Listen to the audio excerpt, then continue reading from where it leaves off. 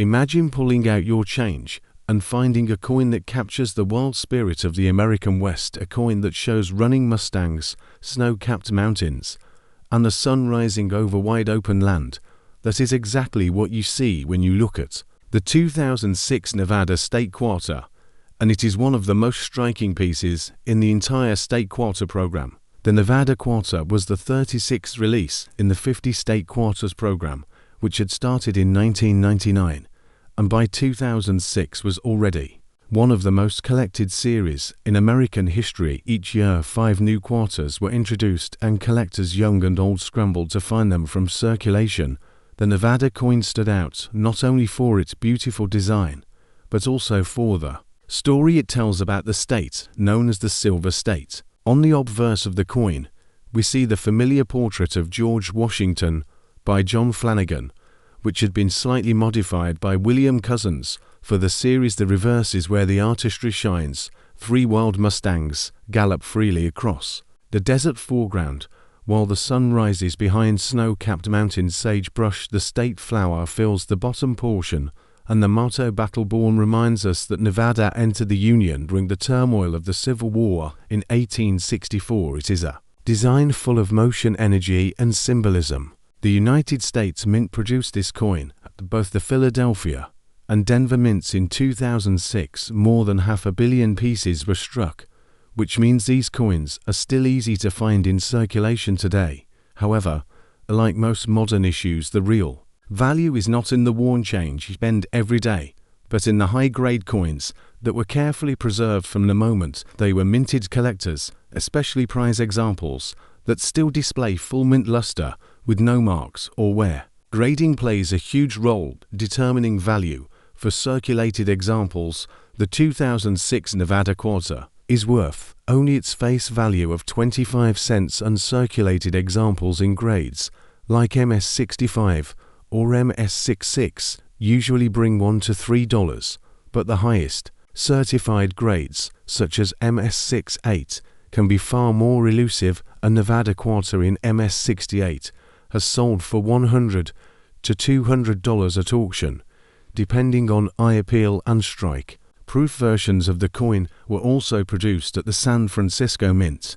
Both clad proofs and silver proofs exist. The clad proof has a copper-nickel composition, killer quarters, and these usually sell for $3 to $5 in standard grades. The silver proof versions, however, are 90% silver and carry both silver bullion value and collector premiums. A silver proof Nevada Quarter typically sells for $10 to $20, with deep cameo examples in PIA 69 or PIA 70 bringing $30 or more. There are also satin finish examples from the special mint sets sold to collectors. These pieces have a softer matte appearance rather than the bright shine of circulation. Strike satin finish coins are scarcer in high grade and can bring $5 to $10 or more depending on the market. Era coins add an extra layer of excitement. While no dramatic national headline eras are tied to the Nevada Quarter, collectors have found examples with off-center strikes, broad strikes, and clipped plankets. These era coins can range from $50 for a minor example to several $100s if the era is dramatic and the design elements like the horses remain visible. Beyond the numbers, the Nevada Quarter represents a moment in American coinage when millions of new collectors joined the hobby. The State Quarter program captured public attention. Although a modern coin series ever had children search through pocket change with their parents, collectors built 50 state sets, and for the first time in decades, coins became part of everyday conversation. Again, the Nevada design with its wild horses and rugged scenery reflects the spirit of freedom and adventure that defines both the state and the western frontier. Today, the 2006 Nevada State Quarter continues to appeal to a wide range of collectors, from beginners who want to complete a 50-state set to specialists who chase the highest grade registry coins. There is a place for this quarter in nearly every collection, and as time passes, top condition pieces will only become harder to find, making them even more desirable for the future. Circulated examples are worth only face value of 25 cents. Uncirculated coins in MS65 or MS66 usually bring $1 to $3. High-grade MS-68 examples can reach $100 to $200. Clad proofs are worth $3 to $5, while silver proofs bring $10 to $20, with top deep cameo proofs around $30 or more. Satin finish examples sell for $5 to $10, depending on condition. Era coins such as off-center strikes or clipped plankets can range from $50 to several hundred, depending on severity and preservation. The Nevada State Quarter is more than just a design on metal. It is a miniature canvas that tells the story of wild horses roaming freely under the wide skies of the American West. The running Mustangs are not just decorative, they symbolize the untamed beauty of Nevada, and the independence of its people. Horses have long been part of Nevada's cultural and historical identity, and their presence on the coin immediately connects the design with real-life images of open plains and desert winds. The rising sun behind the snowy mountains adds another layer of symbolism. The light spreading across the coin reflects new beginnings, growth, and the bright future of the Silver State. It is no accident that this detail was chosen. Nevada was born in the middle of national conflict, and its history has always been tied to resilience and determination.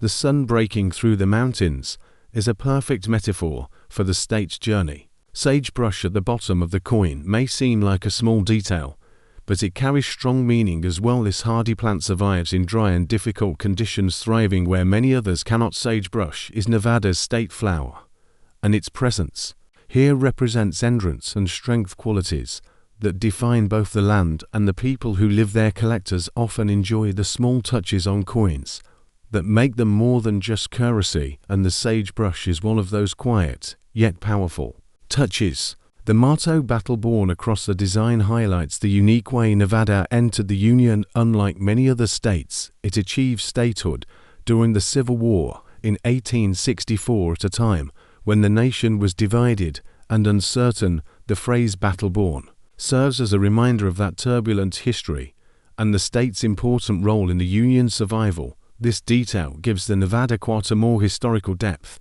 than many other state designs. When the coin was released in 2006, it instantly attracted attention, only from coin collectors, but from people across the country who saw it in their pocket change. Many non-collectors who normally ignored new coins suddenly noticed the striking design. The Wild Mustangs in particular stood out from other state quarters that often featured buildings or static objects. The energy of the Nevada design made it memorable and helped to spark interest in collecting. One of the more fascinating parts of the Nevada State Quarter story is its connection to silver mining. Nevada has long been called the Silver State because of the massive silver discoveries in the mid-19th century. The Comstock lode near Virginia City transformed the region and fueled economic growth that helped Nevada achieve statehood, including the rising sun and mountains in the design indirectly honors that mining history, which gave the state its wealth and identity. Collectors also enjoy the fact that Nevada quarters can be found in different versions. Circulation strikes proofs, silver proofs, and satin finish examples give collectors multiple ways to enjoy the design. This variety allows everyone from beginners to advanced numismatists to participate. Beginners might pull one from circulation, while advanced collectors might chase the rarest MS-68 registry coin or a flawless PS7 deep cameo proof. Each path adds to the coin's lasting popularity. The long-term value of the Nevada Quarter depends not only on its condition, but also on its place in history. As time goes on, millions of circulated examples will disappear into bulk beans or melt pots, while pristine coins become increasingly rare. That scarcity at the top levels drives serious premiums and ensures that the Nevada Quarter will always have a special place among modern issues. Unlike older coins that are valued mainly for rarity, the Nevada Quarter gains value from condition and collector demand, a different but equally important factor. Finally, what makes the Nevada Quarter so engaging is the way it blends natural beauty, history, and symbolism into one small design. A person who has never visited Nevada can look at this coin and immediately sense the spirit of the state from the Freedom of the Mustangs to the resilience of sagebrush and the reminder of being battle-born, it captures everything that makes Nevada unique. This is the power of coinage. It is not just money, but art, history, and storytelling combined into something that can fit in the palm of your hand. Every coin has a story, and the Nevada State Quarter proves it perfectly. It is more than 25 cents. It is a window into the history, spirit, and beauty of the Silver State. From the Mustangs to the sagebrush to the motto battle-born, this coin captures the resilience and freedom that define Nevada. So the next time you spot this quarter in your change, take a second look, because it might not just be spare change, but a small treasure with meaning and value. If you want to know the exact price of your coin and how you can sell it, drop a comment and I will guide you there. Thanks for joining me today, and I will see you in the next video where another coin might surprise you even more. The idea was forward-thinking because for the first time in United States history, a real historical woman appeared on a circulating coin. Anthony had been a tireless advocate for women's rights and the suffrage movement, so her portrait on the dollar was a tribute to progress and equality. The reverse was just as symbolic, showing the Apollo 11 lunar module with an eagle landing on the moon, a design borrowed from the Eisenhower dollar that celebrated the greatest achievement of modern exploration. On paper, it was a historic and meaningful coin. In practice, however, the public was not impressed. The coin was small, about the size of a quarter, and silver in color, which led to endless confusion in daily use. People found themselves handing out dollars when they thought they were spending quarters, and the coin quickly earned a reputation for being inconvenient. By 1981, production had ended, and the Anthony dollar was declared a failure. For nearly 2 decades, no one thought they would ever see it again. Then in 1999, something unusual happened. The nation was running low on dollar coins. Vending machines, transit systems, and other services that relied on them were demanding more supply, and the Sacagawea golden dollar, planned for release in 2000, was not ready yet. Faced with this problem, the United States Mint turned back to the Susan B. Anthony dollar. For one last time, it would be struck and placed into circulation. This was never meant to be a revival of the series. It was a temporary solution to fill the gap until the new dollar coin was ready. That brief moment is what makes the 1999 issue so fascinating. Production was handled at 2 mints. Philadelphia produced nearly 30 million pieces, and Denver produced a little over 11 million. Compared to the hundreds of millions made in 1979, these numbers are tiny, and that scarcity has given the 1999 issues a boost in collectability. They are the lowest mintage circulation strikes of the entire series, and the fact that they were the last ever produced makes them stand apart. Visually, the coin remained unchanged. The obverse still carried Anthony's determined portrait framed by stars and the word liberty, while the reverse still displayed the moon landing with the eagle in descent. But if you hold a coin dated 1999, you are holding the closing chapter of a controversial series. This is the farewell to the first woman on a circulating coin, and at the same time the coin that passed the torch to Sacagawea. The proofs of 1999 are especially interesting. Struck only in Philadelphia, they were produced in small numbers for collectors and sold as part of special sets. Unlike circulation coins, proofs display flawless detail with polished mirror fields and frosted devices. These are not just coins, they are miniature works of art. Being the final proof issue of the series, they have become must-haves for dedicated collectors who want to complete the set. Now, we come to one of the most exciting parts of the 1999 story, and that is the world of minting errors. Every coin collector dreams of finding a mistake, because errors are usually far scarcer and often bring impressive prices. In 1999, several notable errors were recorded. One is the wide rim variety, which shows a larger gap between the date and the rim, making it easily identifiable to the naked eye. Another is the off-center strike, where part of the design is missing because the blank was not properly aligned in the press. There are also double-struck coins, where the design was impressed twice, creating a dramatic ghost-like effect. But the most remarkable error is something that almost seems like science fiction. A few Susan B. Anthony dollars were accidentally struck on Sacagawea plankets, the golden-colored blanks intended for the next year's design. Imagine holding a coin that shows Anthony's portrait but shines with the golden hue of Sacagawea.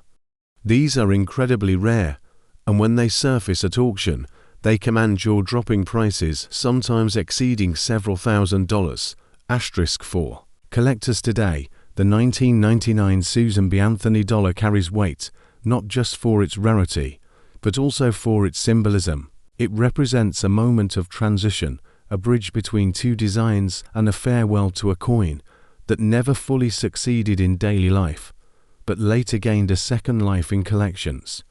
Many people who dismissed the coin in 1979 now look back on it with nostalgia. In hindsight, the Anthony dollar was ahead of its time. It paved the way for future designs, honoring real historical figures, and women in particular.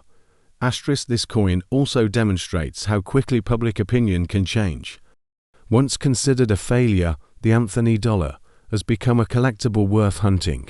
4. The 1999 issue in particular draws attention because it exists in far smaller numbers than the earlier dates and marks the definitive end of the series. For that reason, even casual collectors often seek out at least one example for their albums or display cases.